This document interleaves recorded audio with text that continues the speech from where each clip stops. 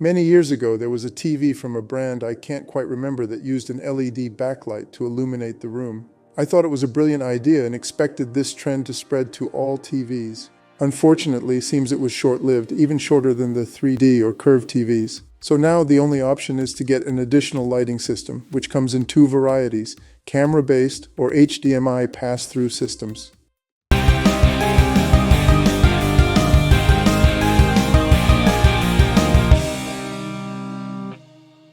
In today's video, I'll be unboxing and installing a camera-based system from Govee.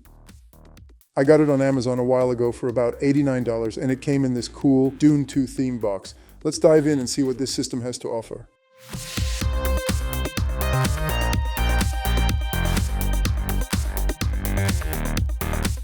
It's a simple system that mainly consists of the camera, LED strip, and the control box. The camera is designed to be easy to set up, no need to mount or glue it to the TV. One end is heavier than the top, which helps balance the camera perfectly on the top of the TV. The LED strip looks like any other you'd find on Amazon or eBay. It uses RGB ICW technology, meaning it has another independent white diode making it possible to display brighter scenes. It's 12 feet long and it only provides 2 watts per feet, which I think is enough for its use. I actually dimmed it down to 75% anyway, so its brightness isn't an issue. The control box is where you plug in the LED strip and the camera. It comes with included 3M tape, allowing to conveniently attach it to the back of the TV. And here you have all the contents of the box: an USB cable, power adapter, light strip clips, LED strip, calibration blocks, camera, and the controller. Installation is very easy and takes around 25 minutes. This system should fit any flat screen TV, even older models. However, it's a good idea to check the back of the TV before purchasing, as some might not be as flat as this old Sony. If you haven't cleaned the back of your TV in a while, like I haven't, this is how it probably looks back there. Use a microfiber towel and some rubbing alcohol to thoroughly wipe it down. This step is crucial because the LED strip uses double-sided tape and a clean surface ensures it sticks well to the plastic. Now, let's install the LED strip. I recommend checking the perimeter first to ensure the strip fits well. It's better to double check before sticking it to the TV because once the strip is removed, it won't adhere as well anymore.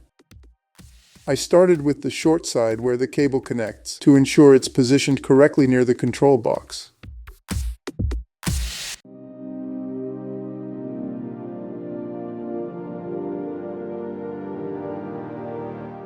Depending on the size of the TV and position of the strip, you might end up with corner cables looking like this. These clips can be used to either hold the cable down or to secure the LED strip itself. I chose to use them to hold the LED strip because if it starts to peel off, it will likely happen in these areas.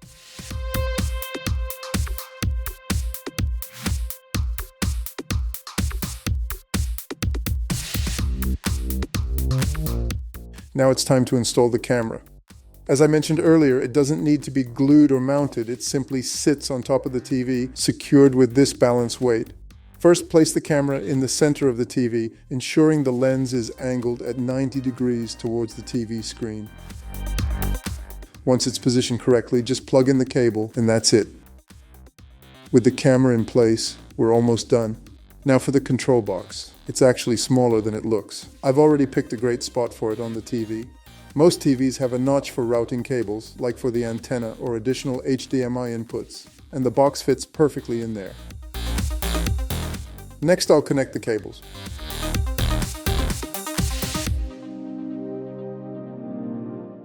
I used some additional clips I had at home to keep the cables organized.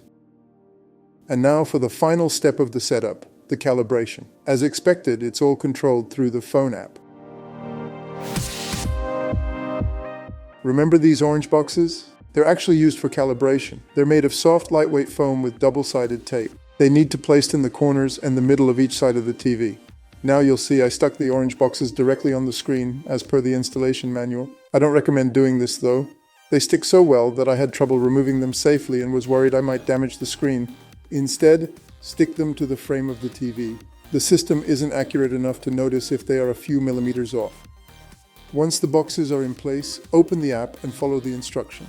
I have to drag the control points to match the positions of the physical orange boxes on the screen. This tells the camera what areas to capture. And that's it. Calibration is complete and the system is ready to go.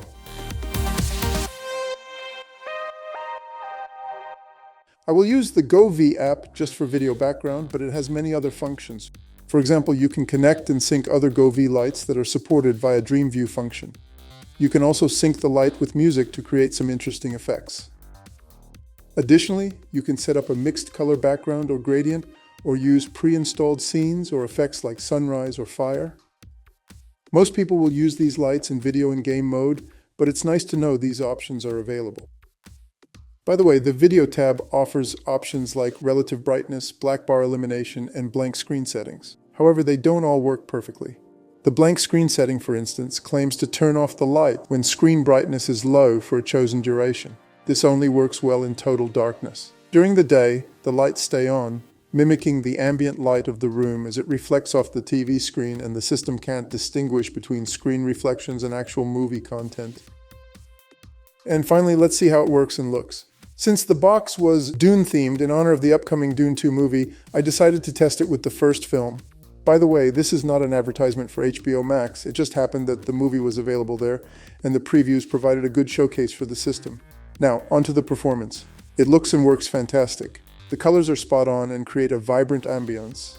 However, as you may have noticed, there are some flaws with this type of system. The first notable one is the latency. You can see it takes a few milliseconds for the backlight to sync with the picture on the screen. While milliseconds might sound negligible, it's actually quite noticeable when watching a scene. It's especially evident in scenes with fast cuts between frames with different contrast levels, like this one here.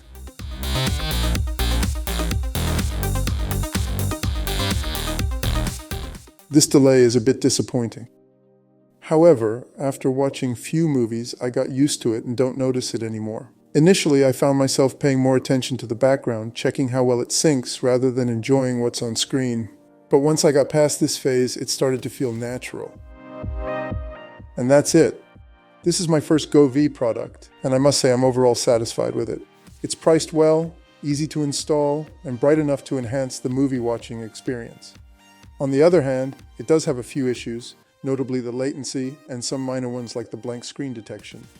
Despite these drawbacks, the pros outweigh the cons, making it a solid choice for anyone looking to add some ambient lighting to their TV setup. And before you go, hit that subscribe button and smash that like button if you enjoyed the video. And don't forget to check out my other videos. Thanks for watching.